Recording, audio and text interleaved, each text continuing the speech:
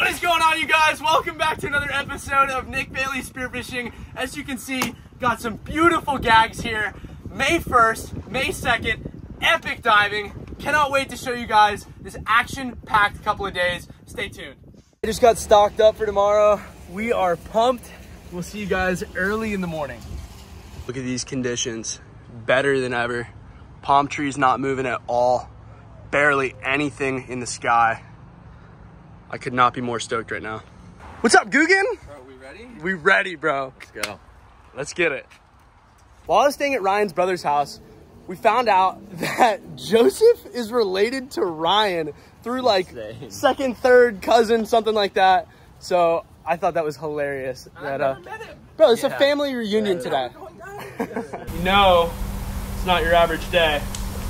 We're getting suited up in the pool while the lift is going down. Well, that first spot is real close.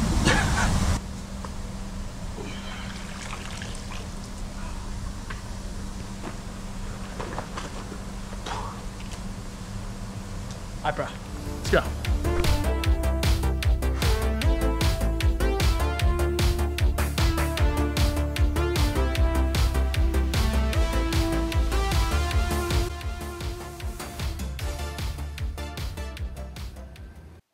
Here's our target species, gag grouper. The last few months, we've been catching, releasing, and swimming with this fish all the time. Oh my God! That is an unbelievable fish. This hurts my soul. But goodbye, buddy. A lot of our dives look this way. Wait until Ryan faces me and look behind him. Yeah, that's a gag grouper, and he's not scared of us at all. You can pretty much take selfies with these things, especially during the off season. Here's something else you'll only see during the off season. Shooting an amberjack in front of a gag grouper.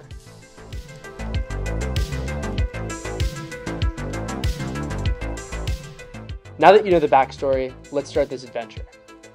We checked a few spots that definitely should have had groupers, but I believe that people got out there just a couple hours before us and were able to pick them off. Here's a hogfish that I debated shooting from far, but once I got close, I determined was too small. So something I think is super important is watching your mistakes and really learning from them.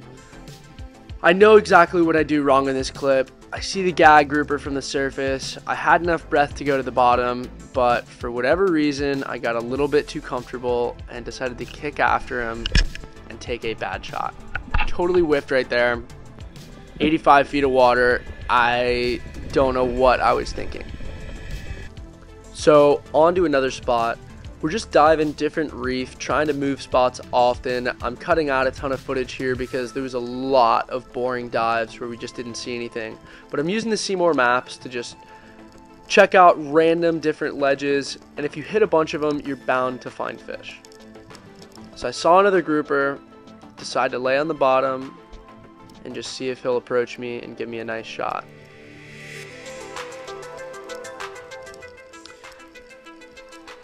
Second that he turns, I take a really weird shot, but it did go through and through, so I figured it would hold, and I'm putting a bunch of tension on my reel. He barely gets into a hole right there, so I keep coming up. Oh, he's just barely in there, so you can pull him out. Shark! So sharks are trying to get this thing right now. I want Brad to cleat this line off and see if we can pull it up and away from them. You're pulling up a gag. Holy shit. Clean it though. Well, we pulled the fish out, but a few sharks and a Goliath grouper really had at it and bent the crap out of my shaft. Here's Ryan really showing you how an aguado style hunt is done. He's crawling over this reef, remaining hidden behind big old ledges. I even cut out like 20 seconds of this video to not bore you guys, but man, this guy crawls forever on the bottom. The aguado style is really killer for covering a lot of ground and still remaining hidden, ninja-like, and super quiet. Obviously it worked really well on this gag. Check this out. Stone shot. What a freaking cool dive.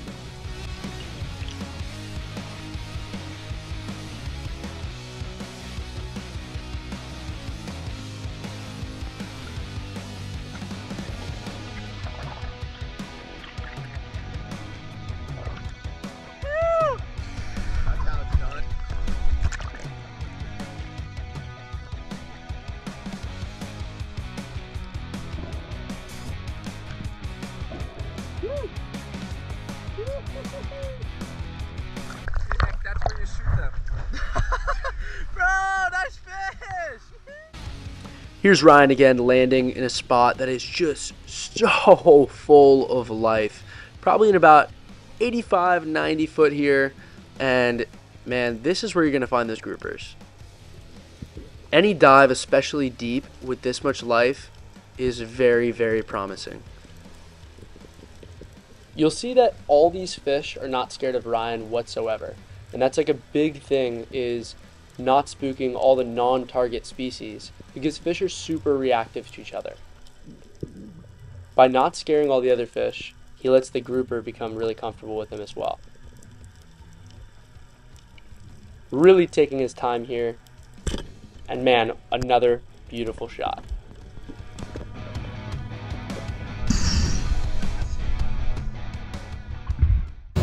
Well, fortunately, Ryan is putting some fish in the box because it seems like I am unable to.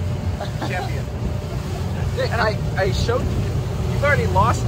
It's already, you know, he's a little failure today. But I showed him, I can show you on my grouper where to hit them. You know, there's a little spot. Okay, you're done. You're done. So well, it looks like Ryan was definitely right about me being a failure today. We hit a couple more spots and no success, but I'm gonna prove him wrong tomorrow. So let's get right back out there. So I switched to my 110 Euro. I went over to Exhale Spearfishing and got a double flopper, but I felt like my shot the day before was really off with my 120. Hoping this makes a difference and I can capitalize today. So here's Brad on the bottom. He just took a shot. If you look closely, you'll see some fish kind of flailing around down there. And it was a beautiful gag, man. I thought he had a good shot. It ended up tearing out, unfortunately. And you'll see him come out of the hole and go into another one over here. Never saw that fish again. Man, that hurts. First spot of the day. Brad had a great shot. This nice gag. I mean, like 20 pounder. And it wrapped in the ledge and just tore a big old hole in itself and somehow came off. But we're not gonna lose hope yet. I think we'll be successful very soon.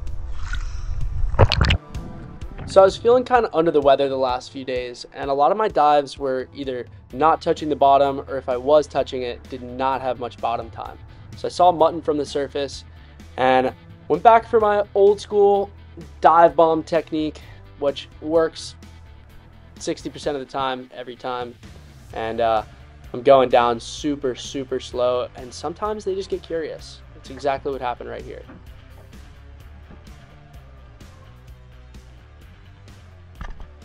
Perfect stone shot, and watch this. Look up, and a baby great white shark, which I'll show you guys Ryan's film right after this of that same shark. Great white. Oh yeah, stoked. Hey, even when I'm sick, I don't have to freaking hit the bottom, but I'll go down and smoke one.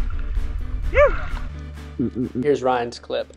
Way more up close and personal. Super cool. He just grunts a couple times on the bottom, brings in some amberjacks, looks over, and that same baby great white.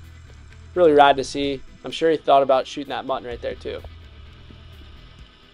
Back on the Ryan cam here, and I'll let you guys watch how he executes on another really nice grouper.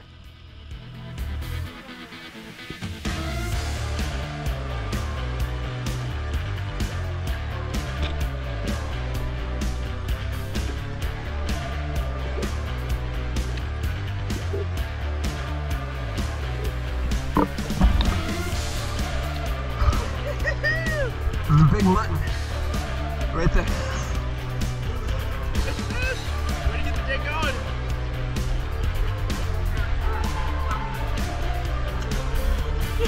Yes, you know. See a nice mutton from the surface again, and I'm taking my time, trying to dive slow. I can tell he's pretty curious because he's so far off the bottom. Close the gap a bit here and take a really weird above shot. Looking back on this video, I don't know how I hit that, but crushed it, stoked. Ryan's about to show you guys the proper way to call in a mutton, and this is kind of my favorite. You get usually a way better opportunity, and it's a lot less stressful of a dive than just dive bombing them. So I'll let this play out. You guys are gonna love this clip.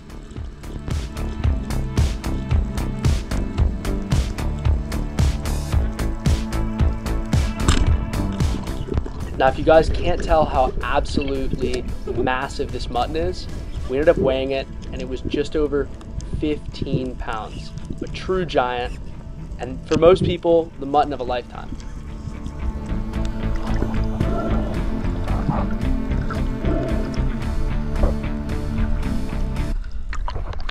Brother, is that your biggest since being back? It's a giant, dude.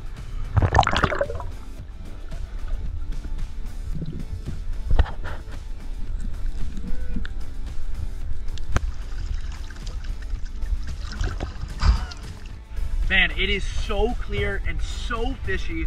We're gonna go to some wrecks that are usually too murky to dive and see if we can find some big old groupers there. Let's go. Ryan made a dive and pointed out that there was a grouper kind of cruising along, and it seemed like pretty skittish. Somebody had probably been to this spot the day before on opening day, probably scared them a little bit. So I watched him going in and out of holes, and check this out. Right in there, almost had a shot, and he's facing me, bolts a bit, and I realized right here that this fish was a lost cause. So we're gonna move spots and go to where some more groupers live. I finally got a decent breathe up, and I saw a nice gag from the surface. So I dove a little bit far from him, and I wanted to just get to the bottom, scratch and dust a little bit, and see if he would come close to me and give me a good shot. I love watching my own videos because I can really see what I'm doing wrong and critique myself. And right here, my head is moving around at like 100 miles an hour. Finally, I see that gag right there, and you see me lock in. Like, I stop moving, dust a little bit, and check this out. Boom. Second he turned broadside, I took that shot. Unfortunately, with my double wrap, I had too much slack and he went directly into the wreck, which means this is gonna be a pain to get him out. Grab a life jacket from the bow and I'll clip it to the gun. This is a technique I've used many times when I don't have a float on the boat, so that I can mark where my gun is and know when to dive to find this fish. This really made me think about switching to a single wrap, which I'm still considering, but Ryan's down here looking around and he finds where the fish ends up being at. Even though this is gonna be hard, I think we're gonna be able to get this fish right now. Yo, Ryan, how'd it look? Well, honestly, it would have been easier just to shoot him and pull him out the first time, but I think we might be able to get him. All right, that's what I like to hear. Let's reset. Ryan forgets to press record, but after a really long drop of him messing with this thing, I see him coming up, spear in hand, and fish right there. So pumped to finally get the first grouper for me of the season.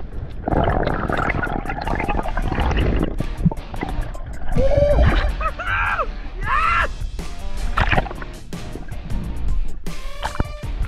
Yeah! Oh, thank you, Ryan. Oh, that's the biggest one. Successful mission. Let's get these guys filleted up. Ian got a freaking giant 15-pound mutton, dude. Stud. When was the last time you shot one that big? Never.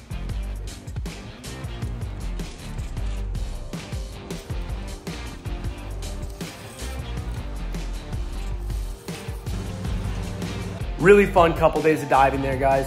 Tomorrow, we're headed back out as well, and Bahamas is right around the corner, so stay tuned for some epic videos.